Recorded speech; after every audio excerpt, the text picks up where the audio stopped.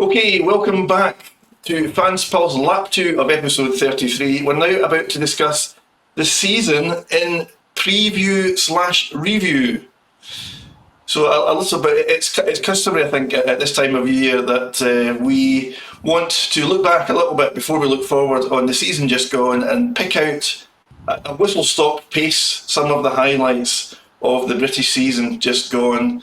And then, I think understandably so, we're all a bit obsessed with what's happening or what may yet happen and what the shape of British Speedway will be in 2026. So we'll have a little bit of an updated conversation on what we think we now know that we might not have known on last week's episode. Okay, let's do a season in review first of all, guys. So I pulled together just a sort of high-level bulleted type summary of some of the key events of the 2025 season, which started very briskly and enthusiastically all the way back in March time. There was, I think, the Neil Christian Everson testimonial at Kings Lynn kicked the proceedings off. We then had the traditional Peter Craven Memorial at Bellevue, won by Brady Kurtz. The Ben Fund Bonanza held at Oxford was won by Tom Brennan. And there was another one of those, another successful, I should say, Premiership Media Day held at Oxford that brought together all 49 riders who lined up in this year's Premiership at the start of the season. Robbo, it's quite a new concept. I mean, maybe 2 or 3 seasons old now, but it's one that I quite like. I guess the only wish that I did have was that there was much more sort of mainstream media in attendance to kind of pick it up and blow the trumpet for Speedway. But the concept itself is quite a sort of iconic and colourful collection of riders, and all the photographs and the videos and the interviews sets the Premiership season up in good stead, I think. Yeah. The idea is, it seems to be quite good from what I can gather. I mean, I haven't actually been to one, but unfortunately, the sort of thing is only the normal Speedway media seem to be there. Like you just said, we need a bit more mainstream.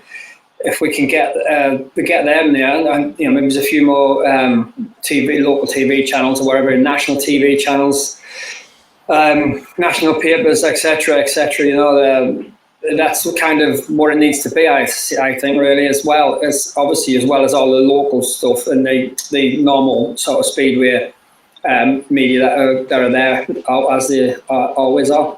Yeah, it's a good innovation, and it has a bit of a presence and a bit of an occasion about it. But anyway, so still in March, the Premiership Knockout Cup quarter-finals, as they were labelled, launched the top flight season with all of the 6 that it was at the time Premiership clubs taking part in this season's Knockout Cup. Into April, the opening weekend in the Championship, with 2 major trophies settled in one weekend in April. The Pairs at Workington was won by Redcar, and the Championship League Riders Championship was held the following day at Scunthorpe, and that was won by Chris Harris. Dino, just to bring you on that one, I did think at the time, and my reflecting on it now, my view hasn't changed very much. I did think it's quite a strange way for the Championship season to kick off. It felt very much like getting 2 shared events out of the way super quickly. Yeah, I don't know. If it was the Premiership, you could understand, because riders start in Poland a bit later than they do here, so they wanted the riders there. But in the Championships, that's not so much the case. But yeah, it did feel like it was a bit early in the season. But I don't know, perhaps they just wanted to get, before the league started, wanted to get a few things going, raise a bit of interest, start on a high, if you like, and hopefully maintain it throughout the year. I imagine that was really the intent, just to kind of start the Championship season with a bang. But riders had barely had any bike time, so it was always a little bit of a lottery, I thought, in terms of who might win those trophies. And before the tapes had literally gone up on the season, 2 of those shared trophies had already been decided. Still in April, Sheffield dedicated a huge win at Owlerton to the injured Ty Woofenden with fears for the 3 times world champion. Lawrence, to bring you on this, and we did feature it quite heavily at the time. Can't believe it was as long ago as April or May time. But at the time, Lawrence, Ty's injury, the severity, the general concern around him being in an induced coma for a prolonged period of time. Thankfully, all behind us. Thankfully, Ty's fit and well. And quite incredible, as we've discussed, Lawrence, that Ty is going to be an SGP rider full time next season. Yeah, I mean, we're concerned about Ty, but what he's done for the sport and his presence and everything else. But a horrendous injury, no one wants to see that. Obviously, very good. He's a bit of an ambassador for the sport, isn't he? But glad to see him all back, and unbelievable. People that talk about him maybe not riding again, and maybe he'll pack up and this, that, and the other. And obviously, it's quite a surprise to a lot of people that have been included in the GPs for next year. Absolutely, quite a remarkable turn of events, really, but a very positive one, and all eyes will be on Ty and how he can come back into the sport next year, and put all of that behind him. And as early as April, Ipswich in the Premiership started and maintained a really strong start with the Doyle and Saifuddinov pairing scoring well home and away. Into May, the British semi-final at Leicester was won by Dan Thompson. The British final at Bellevue on May the 12th was won by Robert Lambert, who beat Charles Wright, Dan Bewley and Chris Harris in Robbo in what was billed and is a good candidate for heat of the century. Robbo, we bigged it up at the time, we watched it back, we've spoken to Chris Harris about it, as you'll be aware, Robbo. But the meeting itself wasn't bad, but it really built to that crescendo and that finale, and it was a fitting 4 laps to settle that trophy, Robbo. It was a fantastic race, that one, wasn't it? It was it's one of the best races that's been on TV, really. I mean, it's got to be up there with top 10 at least. It was fantastic. I think at some point, if I remember right, each rider was in the lead, if I remember right. Which was quite a rare thing, really, these days. I mean, the passing isn't as much. It seems to be very processional, a lot of the Speedway, but in them British finals do, and the meetings, the big meetings at Bellevue in general, do really live up to things. Right? It's been, I think, from a few meetings I've seen there, like the GPs, etc., they have really lived up to what we expect. It's been really good. It never lets us down, the NSS. Still in the month of May, the under-21 final held at Glasgow was won by Sam Hagan. He retained his title. He triumphed over Joe Thompson and Luke Harrison in the final. And the GP season got underway. Bartosz Smarzlik won in Landshut. Jack Holder shocked the world, it says here, in Warsaw. And Bartosz bounced back in Prague. Into the month of June, midsummer, the Manchester GP doubleheader took place, a Friday and a Saturday night in the sunshine in Manchester. Dan Bewley won on the opening night on the Friday, and Bartosz Smarzlik done likewise the following night. Dean, bring you back in on this. Robbo's mentioned it already. The NSS staged back-to-back Grand Prix is going to do the same in 2026. We spoke to Andy Meredith. Credit to Bellevue, credit to the track staff for providing the racing surface. But would you agree, Dean, in terms of the SGP calendar this year, that the Manchester events were quite probably the highlight of the series? They were, but I don't agree it should be at Manchester. I've got nothing against Manchester as a track. I just think that it's the GP. It should be bigger, wherever, Cardiff or I don't know, wherever you want to put it, a different stadium, not Bellevue. I've got nothing against Bellevue, and they were great GPs. But I just think with a GP, you've got to look for something. For me personally, yes. I didn't go because I just thought, well, I can go and watch Bellevue on a league meeting. You know what I mean? It's like, I want to see the top riders, but that's why I didn't go, because I want something different from the GP, which I didn't get from Manchester. So you would favour a one-off GP on a sort of man-made temporary track somewhere. Yeah. The thing is, whenever you went to Cardiff, you never went for the racing. The racing was pretty irrelevant. You went for the day out. It was a massive social event. What happened outside the stadium was arguably better than what happened inside the stadium. You know, given exceptions like Chris Harris's win and all that. Yes.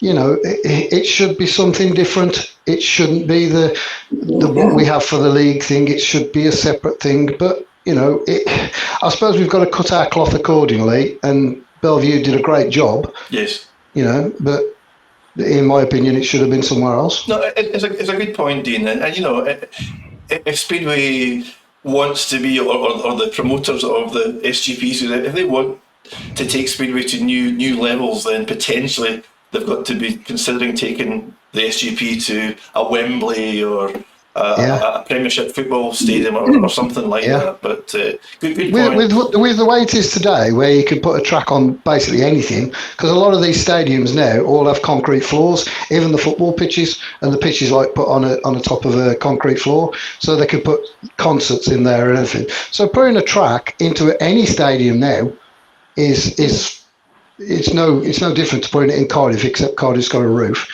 So, but we need to think like that. You know, if you go back to the start of the GP, 2000, the start of the Cardiff GP, everybody said, "Oh, it'll never work. It'll never work." But it did work. Yes. Because it was something different. Yes.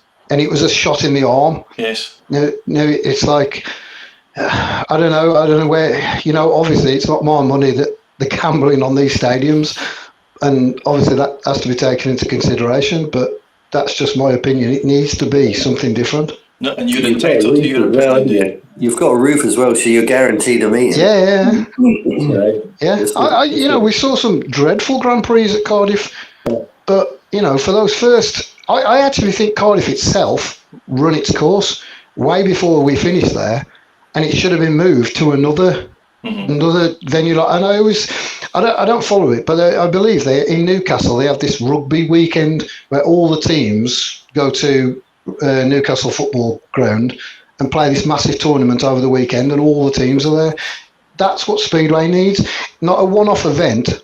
It needs an event on the Friday, event on the Saturday, an event on the Sunday. Make it a weekend.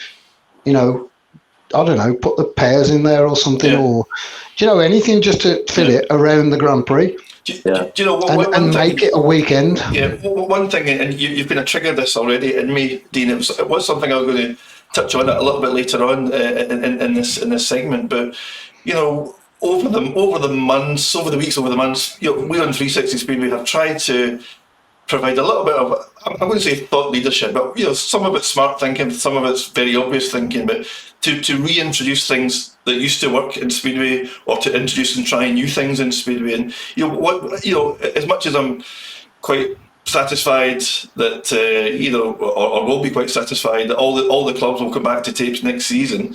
Hopefully, I'm touching wood as I say that. But I'm not yet seeing any sign of any fresh innovation or fresh thinking or anything that's going to change the landscape of the domestic Speedway offering that's going to be served up in Britain. And something like what you've just said, Dean, even if it was a one-off weekend at some point in the season, would at least be something fresh and new, and hopefully would invigorate some support. But right, look, let's move on. You got me off on a run.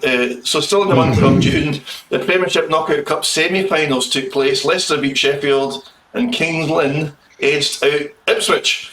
Domestic league racing in both divisions was now in full swing across the Premiership and the Championship. Into the month of July, Sheffield eventually reshuffled their side, bringing in Nick Morris and Jai Etheridge to replace the now sideline Ty Woofenden. And I think it was Daniel Hume that made way, if I remember correctly. In the Cab Direct Championship, battles Poole, Glasgow, Redcar, and at the time Workington, after some off-track headaches, all were looking pretty strong in terms of their form. Into the month of August, Poole and Glasgow battled to the top of the championship table. Brady Cups extended his Grand Prix streak with wins in Riga and Wroclaw. September, the Premiership playoffs arrived. Ipswich beat Bellevue in the semis. Leicester edged out Sheffield.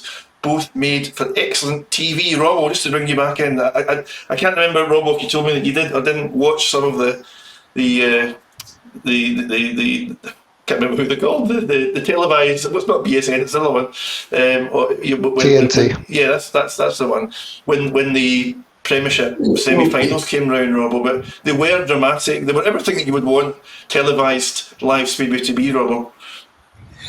Yeah, I mean, I heard good reports. I didn't actually see them. I had issues trying to get. I took a subscription out with to get that, and I had so many issues trying to get onto it, and I couldn't get on there in the end. And I phoned numerous times to get onto, and then in the end, I just had to give up. But yeah, unfortunately, I missed them all, and I heard good reports on everything, really, on all the meetings. Also, in September, the championship playoffs took place. Poole managed to see off Redcar in what was a close battle on aggregate, whilst Glasgow overcame a disastrous first leg at Armadale to pit Edinburgh on aggregate and make their way through to the final. Back in the SGPs, the finale took place at Voyens with Bartosz Zmarzlik clinching his 6th world title by 1 point over Brady Kurtz. Lawrence, we spoke about it, we focused on it throughout the season and the battle between those two guys. And you know when we look back on the 2025 Grand Prix series, it kind of stood out because apart from some of the racing and some of the individual performances, that battle of will, which is really what it boiled down to between Zmarzlik and Kurtz, was quite something, Lawrence. Yeah, I bet there was secretly there was a whole lot of people rooting for Brady to win that. I know I was. I mean, when he went on that streak, it was pretty incredible. You thought, here we go, he's going to go all the way into. I mean, you couldn't write the script any better, could you? Really, winning by 1 point, quite an amazing, really good championship, some really good meetings, especially like the Bellevue. The Bellevue ones were incredible. That track really produces good stuff. But yeah, 1 point come down to that and just to miss out by that. But he took it well. I mean, absolutely fantastic. And just such a shame we go into this, the winter now with so much sort of uncertainty, really. And maybe these guys we weren't seeing, we just don't know. And we lost Doyle and everyone has bowed out of it, British Speedway now. So, it's we go back onto the old subject that we have been talking about for weeks and weeks now, and no one knows about. So, and that's a nice segue, Lawrence, because in about 2 minutes' time we will be slipping back into some of that stuff. But let's close off the 2025 season. We're now into October. It seems such a long time ago now.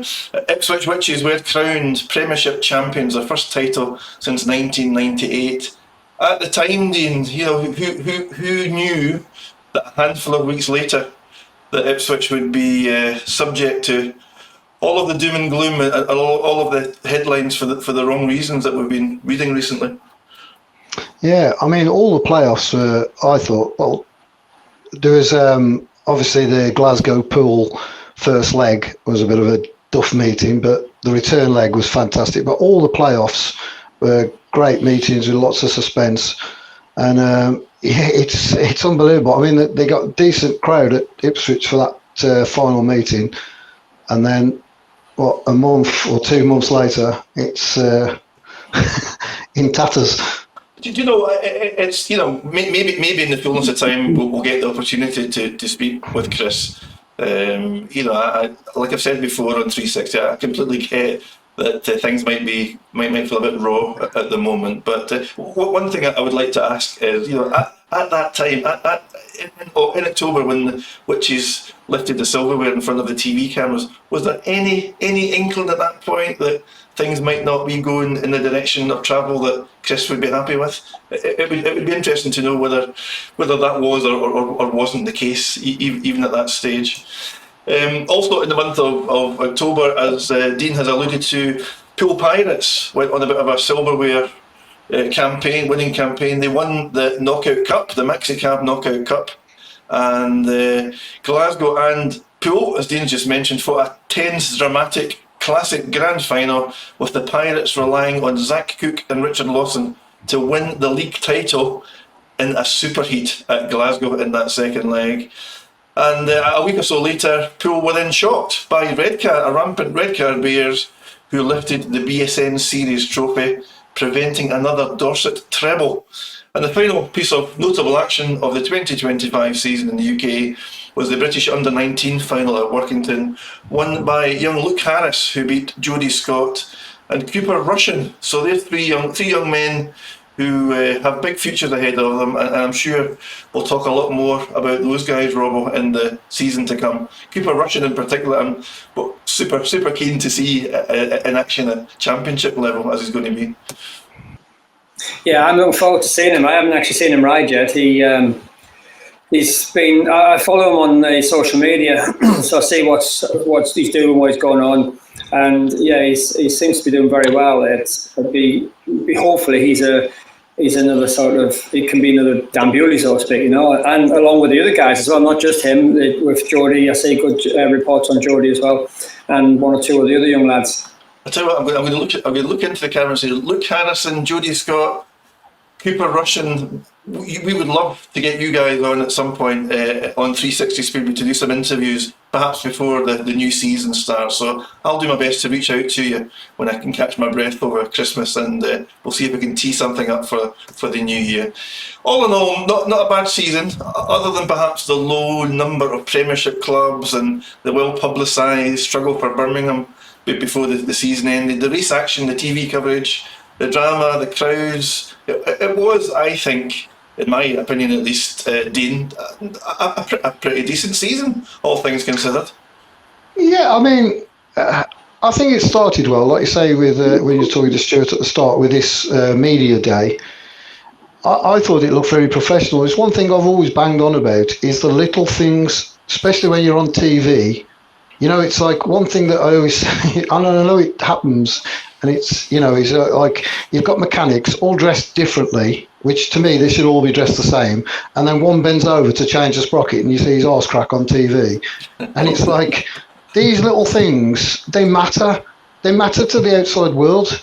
Yes, we know it's funny, but these little things, but, you know, if you watch Polish Speedway, as I do regularly, all the mechanics are dressed the same. There's a dress code. It looks professional. It's little tiny things, but it looks professional. But, you know, let's say a great start to the season. And I think it wasn't helped in the fact that Birmingham was so bad. If Birmingham would have been better, I mean, they did put in a couple of decent performances. Yeah. You know, they won at Leicester twice, was it? But on the whole, they were just so bad, they virtually eliminated themselves out of the playoffs from the first month. You know, they couldn't win at home. And then Kings Lynn weren't really doing any better. So really, the playoffs were sort of formed by, let's say, June. You know, you knew it was going to be in the playoffs by June. Yeah. And that's only going to be amplified next year. Yeah. But so it's like that's. I think that didn't help. I mean, you can't help that. You know, results are what results are. You know, you can't help the fact that Birmingham was so poor and Kings Lynn weren't much better. That's just the way they were. But apart from that, it wasn't a bad season, and it certainly ended well. Mm-hmm. I thought it was certainly entertaining. You can't say that those playoffs. I don't care if you don't like Speedway. You can't say if you didn't watch them you weren't entertained, because you were. Yeah, it's great sport, but it's not what happens inside the track that's really the problem. It's what happens outside the track that's the problem. Yes, it's difficult to argue against that, Dean. And I think for the reason that you just outlined, it kind of added to the sense of us all being a bit blindsided by the drama and the anxiety that's developed ever since the end of the season. You know, things have gone a bit pear-shaped since the season finished, but the season itself wasn't too bad. Listen, we're just about to talk about a little bit and update some of the discussion around 2026. Just before we do, a selfish plug, just in time for Christmas, you might have noticed on our Facebook page.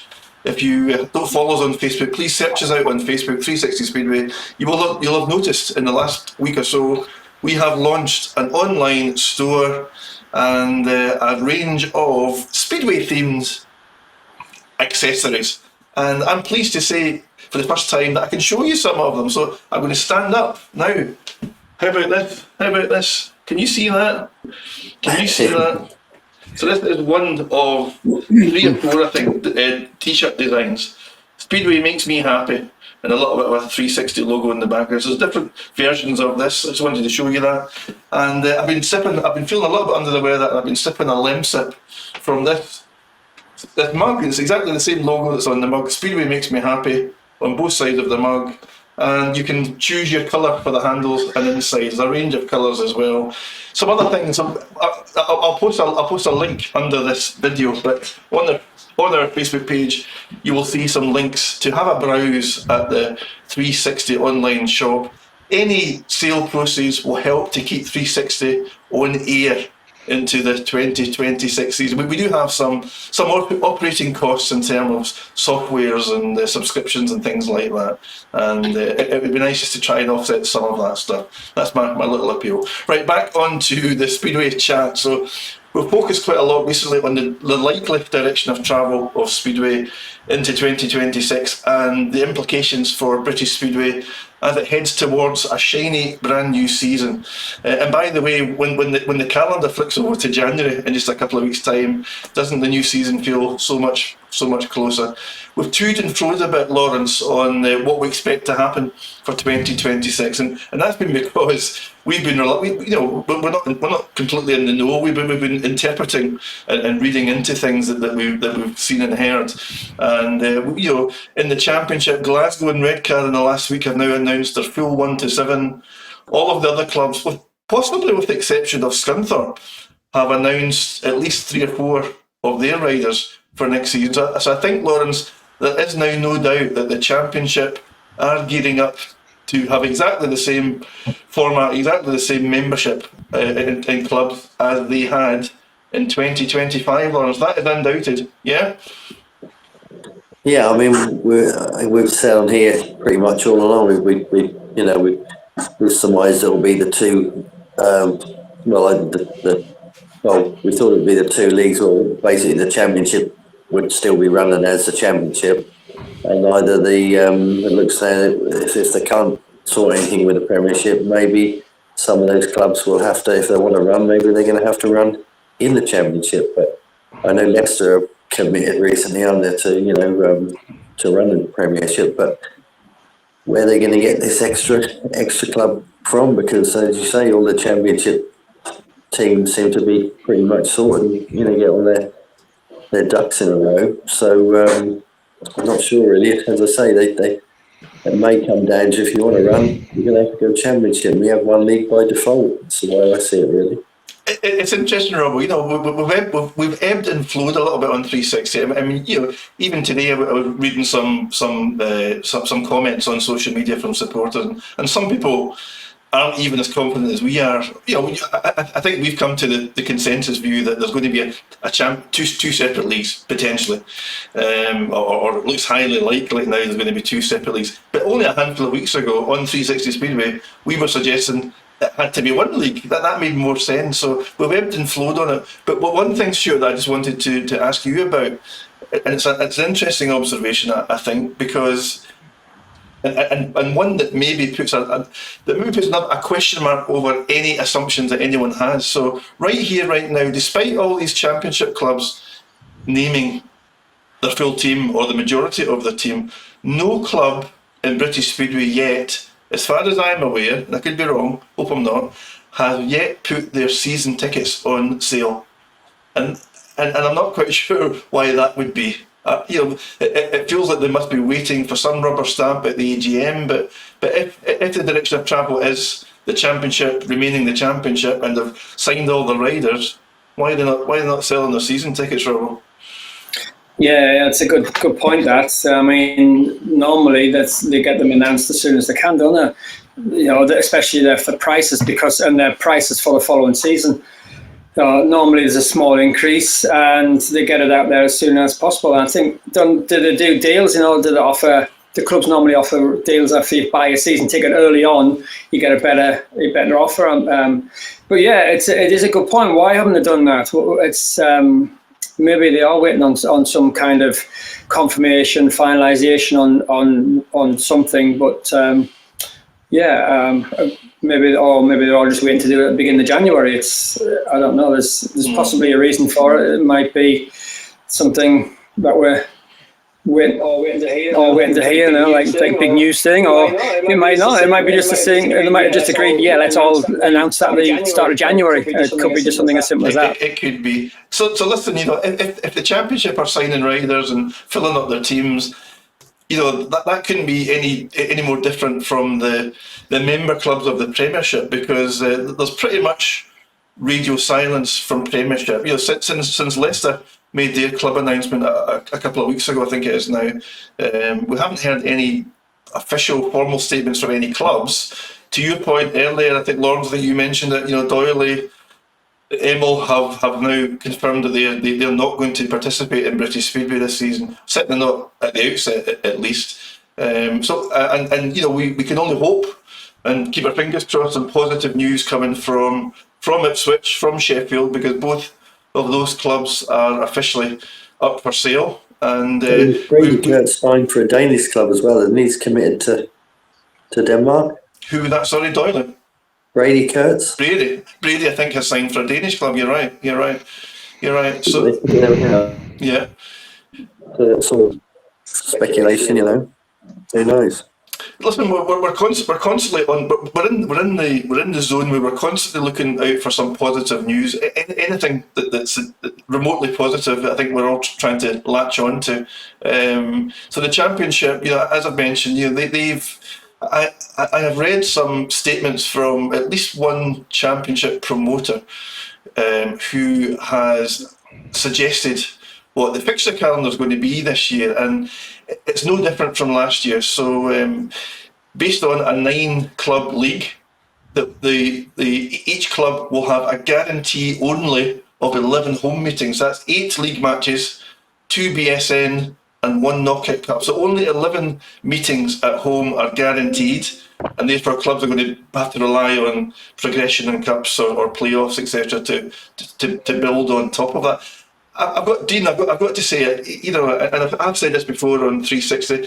Personally speaking, I feel that's quite a weak proposition from the championship. They've got a healthier number of clubs, but I don't think they've got the baseline number of fixtures that they should have. I think they should have many more than that, in my opinion, Dean. Yeah, so do I. Perhaps they're being conservative because they're expecting come January that somebody will be joining them. Wow, that's a good point. There's a couple of things that stand out for me. Firstly, the BSPL's attitude towards the fans. Tell them something, give them anything, even if it's the bad news, just tell them where we are, because the fans are just beside themselves, don't know what they're talking about. Don't know, they're guessing this, guessing that, speculating this, speculating that. Nobody knows, and it's wrong. They're just treating the fans, in my opinion, with total disdain. Then you've got, if you look at Sheffield, who've been absolutely silent. Sheffield lost the TNT money last year. They've also lost their main sponsor. How can they afford to go in the Premiership? That's a lot of money to lose. How can they afford the Premiership as it was? I'm assuming the pay rates stay the same. How can they afford it without a sponsor coming forward, like a TV deal or a league sponsor? How can they afford it? But I just feel that the gap between the Championship and the Premiership now is like the Channel. And Dean, if you say if one goes, they've all got to go, haven't they? Exactly. And I just is the problem. This is speculating, but is the problem is they're saying, yeah, we'll do 5 teams, but Sheffield are saying, well, we can't afford. We want to go in the Championship. The Championship's telling them to get lost because that divide is so big. There's got to be there's obviously some problem, and I just get the impression that these 2 sets of leagues don't like each other. We mentioned last week, Dean, every sense of my body tells me that there's not a harmonious relationship between the Championship and the Premiership, and whether there's poker faces going on at the moment, I don't know, but come January, we can't leave it any later than January. So come January, some heads are going to have to be banged together, for want of a better expression. Most definitely they are. Yeah. I mean, I just, if they don't like each other, which to me clearly they don't. I mean, how does Rob Godfrey stand in this situation? Because he's having to deal with the Premiership teams because he's the chairman of the BSPL or whatever. But his club's in a different league. Their league's sorted, but he's having to put up with the problems of the Premiership. I'm surprised he just doesn't want to walk away. You know, just look after his team, and or somebody else can have the job. It just seems, I don't know. Like I say, we're just speculating. Is it? You know, it could be, do the Championship teams not want the Premier League teams because if there is a TV deal that don't share the money, so they're thinking, well, Sodja, we'll do our own thing. Do you know what I mean? Yeah. I don't know. Like I say, we're speculating and nobody knows because the BSPA are not telling anybody anything. They're just absolute silence. It's all we want for Christmas, isn't it? We just want it to be sorted. And a word, a smoke signal, anything. And listen, Rob, final point on this discussion. You know, I mentioned a couple of minutes ago, we're literally latching on to any potential sign of positivity, and I thought I spotted one last night, and I've read some mixed views on this on social media today, but I'll give you my take on it anyway. So the BSPL announced, I think it was only yesterday, the new appointment to Speedway Futures Limited. And remember that was the company that we spoke about many episodes ago, who seemed to have appeared from nowhere. No one really knew about them, and it's a consortium, a limited company, in some way associated to British Speedway, who the whole reason for being is to try and encourage some inward investment and some growth into British Speedway, which sounds all very super positive. So you remember that this was the same company that have quoted and announced Harry Redknapp as an involvement with. So the announcement yesterday was that Sir Philip Davies, who is a former Conservative MP and, quote, brings a wealth of commercial, parliamentary and political experience, end quote, in Speedway Futures' drive to create much needed growth in terms of inward investment, public profile for British Speedway. Robbo, I personally don't think that's a bad thing. You know, that it's a person who will have, and Dean might have a bit of a view on this as well, who will have lots of contacts in certain sectors, certain industries, and clearly Speedway Futures Limited believe that he can bring something to the table and open some doors, Robbo. Yeah, obviously that's what they're hoping for. Well, I'm assuming that's what they're hoping for. The same with Harry.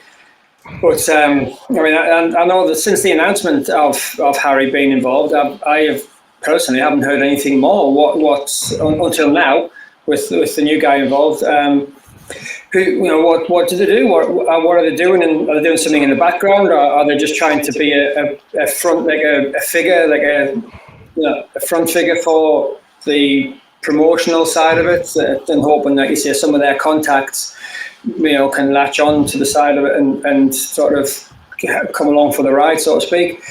I mean, maybe they have got maybe a big plan, and that's, I don't know. I'm just going on speculating here again. Is maybe they're waiting on something to come from this before they do any kind of announcements within the leagues, with the Premier League. So I don't know that because we've said it's total radio silence on that. Apart from Stuart Dixon making the announcement he did, there's been absolutely nothing. So are they waiting on something to be announced from in the background, something to happen, or confirmed, or do they just seriously not know what's going on? It could be that there might be. They could be all arguing amongst each other as to what to do and how they're going to run a league with like 5 teams. Yeah. That's a very difficult one, that, or like Whitelaw says, could there be a surprise announcement to join the league? Dino, just to bring you in on the Sir Philip Davies piece, a lot of supporters, quite right, they're saying, well, what's in it for him? What's in it for Harry Redknapp? Well, listen, in fairness, the way the world works is there must be something in it for them, or otherwise, why would they have some involvement? But in my view, if those guys can open doors and access inward investment or sponsorship into Speedway, and even if they benefit financially by taking some share of that, well, in my view, it's inward investment or sponsorship that wouldn't otherwise have come in Speedway's direction, Dean. No, I mean, firstly, the announcement of this Philip Davies it was basically, if you read it, it was basically a cut and paste of the Harry Redknapp interview, just with the name changed. Pretty much word for word, how he used to be a Speedway fan and he watches it and blah, blah, blah. Secondly, he's last year he joined the British Greyhound Board, or whatever they call themselves. I suppose it's the equivalent to the Speedway Control Board Bureau. He joined that last year, so he's got sort of a greyhound thing. So could he open the doors for Speedway coming to certain greyhound tracks, things like that? Maybe. His background is in gambling, really. He's well, I won't say his background, but he's certainly an avid gambler. His mom used to run the tote at York races or whatever, and so it's in his family. And also, he got kicked out the Conservative Party last year for betting against himself to lose, of which he did, and he was one of the ones named so he should fit into Speedway. So, who knows? The thing is with Harry Redknapp and this guy, I can't remember his name, Davis, they don't do nothing for nothing. They've got plenty of money in themselves, and they don't do nothing for nothing. Yeah. And it's like, are they putting money into Speedway? Which you've got to think, if they are, they're absolutely insane. But they like I say, they're not doing nothing for nothing. Are they on a percentage deal? But one other thing is, who gave Speedway Futures the rights to be the, if you like, the owners of Speedway, to sell the rights? Are they on a commission-based deal where if they get a TV deal, they keep 20%? Like as a contract? Well, if so, they should have paid for the sport then. They should have paid the BSPL for the sport. So, I mean, I hear what you say. I hear what you say, Dean, and I've got, I don't strongly disagree with it. But on the other hand, if that's Speedway Future's role is to work away and open doors and attract inward investment to Speedway, in their absence, who else was ever going to do that stuff? Okay, yeah. You go and tomorrow, go out and go and get a TV deal for Formula One and see how quickly they get you in court. Even though you're bringing 20 million quid to Formula One, but you're taking your million, see how quickly Formula One gets you in sport, in court, sorry. Because that's the way the world is. They've sort of self-appointed, in my eyes, self-appointed themselves as the bastions of, we own this sport. Well, they don't, unless they're paying for it.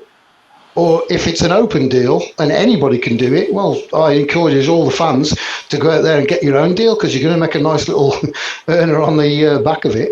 Yeah. It's like, it's all, I don't know, the whole thing, I don't know, I won't say corruption, but the whole thing stinks to me. I just don't see what they're doing. And Chris Lewis now resigned from it. Was that the reason he resigned? Because are they going down the gambling route? Harry Redknapp's a gambler. This Phillips guy is a gambler. It's gambling. And, are they trying to get some sort of, I don't know, with Bet365 or, Sure Bet or whoever it is that going to be the deal for Speedway? They're trying to get that on board. And is that why Chris Lewis resigned? From Speedway Futures? Who knows? Nobody knows. It does seem very, I don't know, odd. That's all I can say. Just without knowing anything, and like I say, they copied and pasted the interview. He's clearly, he's from Yorkshire or West Yorkshire. Has he ever been to Odsall to watch Bradford back in the day? Probably not. Well, we will find out in the fullness of time. Lawrence, do you want to say something? Well, it almost makes you wonder if there is something sort of in the pipeline, because hence, why would these people jump on board, Is there exactly something on the horizon that we don't know about? Are they working on something? Obviously, Chris is out, in relation to obviously not want to run Ipswich, just probably in relation to that as well. But yeah, like Dean said, there's something to do with it. We don't know, but I think these people come on board for reasons. Maybe there is something in the pipeline that they're working on. Who knows? I just think British Speedway badly needs sponsorship and investment, and I'm talking about proper corporate sponsorship. If that happens to be from a betting company, I personally have got no issues with that, as long as British Speedway is going to benefit from it. If someone gets a percentage of of that for earning it, for achieving it on behalf of our sport, then again, I've got no particular issues with that, as long as. But that's happened before. Yeah. When the Sky Sports deal, when Terry Russell took his 2 million before Speedway got their 3 million. Here's a quick anecdote. So Philip Davies is the husband of Esther McVeigh, another Conservative MP, who in the previous government was the Minister for Common Sense. Now, isn't that something that our sport could absolutely benefit with? Listen, he's got no place in Speedway. let's close down this particular Fans Pulse lap too. As I encouraged at the end of last week's episode, please don't allow the current uncertainties in Speedway to get in the way of enjoying your Christmas. That's the much more important thing. There are people fighting the fight. There are people doing their best. Our jobs as supporters is to back it. So whatever is presented to us come January or into 2026, let's support it. Let's take part and enjoy the action when it starts again in March time. We do have a terrific sport. Let's not lose sight of that. Okay, bear with us. In fact, I'm going to be one final piece of breaking news. We mentioned in last week's episode that 360 Speedway will be taking a break over the festive period. This is the final weekly episode of 2025. However, as we had encouraged you to do, we were sufficiently flattered by your appetite to see some more 360 Speedway action, and we can now announce that 360 Speedway will look to broadcast a live episode just before Christmas. So as long as our technology stands up to it, we intend to do a live Facebook what broadcast. Could possibly go wrong? Yeah, how could it possibly go wrong? So listen, watch out for social media next week, and we'll share details of the date and the time. And thank you to everyone who let us know that they wanted to see that. Make sure you watch Fans Pulse Lap 3, which is part 3 of episode 33. That's a lot of threes, which will auto start shortly. No need to do anything, as we will be cutting the lads loose to talk bikes in a discussion entitled Speedway's Technical Evolution. Stay there, don't go away.